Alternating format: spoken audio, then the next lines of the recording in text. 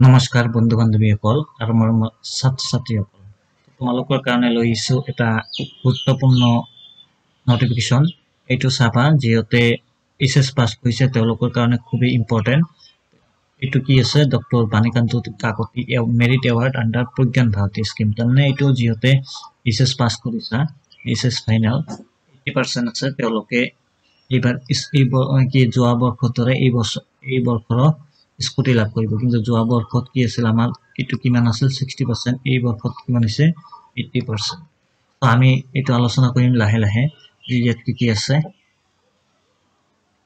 so এইখিনি আছে তোমালোকৰ এইম মানে এই স্কিমটো কিয় লঞ্চ কৰা হৈছে মানে আমাৰ কম্পিটিশন বঢ়াবৰ কাৰণে তাৰপিছত ষ্টুডেন্ট বিলাকৰ মাজত যে হায়াৰ এডুকেশ্যন লৈ যাতে তেওঁলোকে পঢ়িব পাৰে তাৰপিছত গ্ৰোথ এনভায়ৰনমেন্ট তাৰমানে যাতে বেছি বেছি ষ্টুডেন্ট পঢ়িব পাৰে তাৰপিছত ইয়াত আছে মেইন আছে এলিজিবিলিটি কিখন মনত ৰাখিবা অসমৰ যিহত ষ্টুডেন্টে 80% পাইছে তেওঁলোক পাবলৈ সক্ষম হ'ব আগত 60% আছিল এতিয়া 80% ল'ৰা ছোৱালী উভয়ৰ কাৰণে 80% লাগিব আৰু কোনটো বোৰ্ড হ'ব লাগিব আসাম ষ্টেট এডুকেশ্যন বোৰ্ড তাৰমানে আমাৰ যেটো আগত ASIC আছিল ASEC এইটো বোৰ্ড চেঞ্জ হৈ গৈছে Assam state school education board এইটো বোৰ্ডৰ পৰা পাস কৰিব লাগিব তাৰপিছত student must be resident of Assam তাৰমানে বেংগলৰ কোনোবা ষ্টুডেন্ট আহি যদি অসমত হাই সেকেন্ডাৰী পাস কৰিছে তেওঁ এটো নাপাব তাৰপিছত আছে যদি অসমৰ কোনো ষ্টুডেন্ট বাহিৰত পঢ়িব গৈছে তেওঁ 80% আছে তো 80% আছে তেতিয়াহলে তেওঁ এইটো স্কিম পাবলৈ সক্ষম হ'ব আৰু এইটো application scheme based programme online কৰিব লাগিব সো বাকিখিনি দেখা যাক যে কি লাগিব তাৰমানে যেহেতু 80% পাইছে এইটো ডাটাখিনি কোনে দিব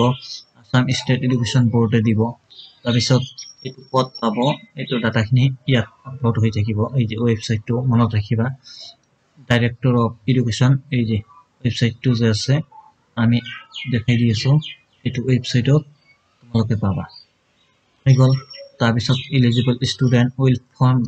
fill up an online application form তাৰমানে তোমালোকে এটা অনলাইন কৰিব লাগিব এপ্লিকেশন এইটো মনত ৰাখিবা ভালকৈ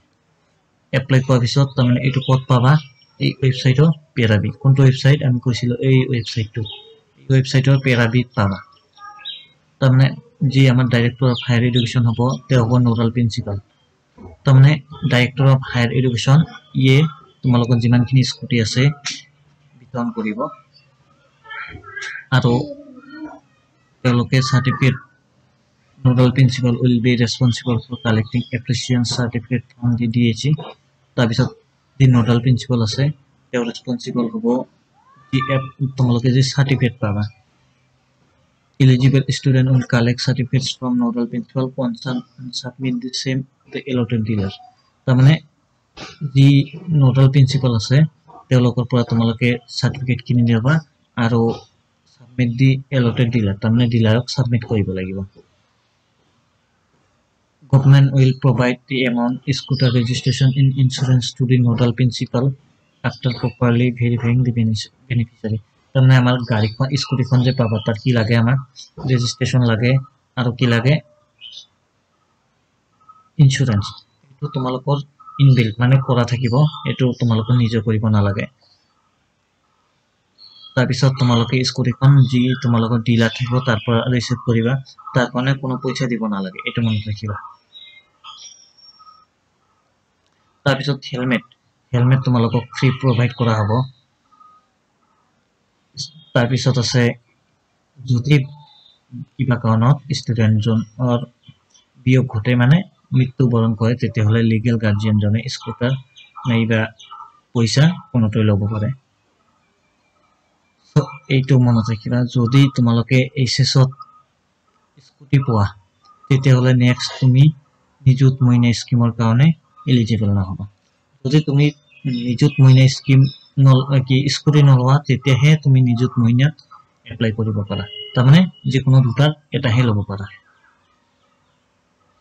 সো ইখিনি আছিল আমাৰ ইনফৰমেশন ভিডিওটো ভাল লাগিলে লাইক শেয়াৰ এন্ড কমেন্ট কৰিব লগত সাবস্ক্ৰাইব বাটনটো ক্লিক কৰিব ধন্যবাদ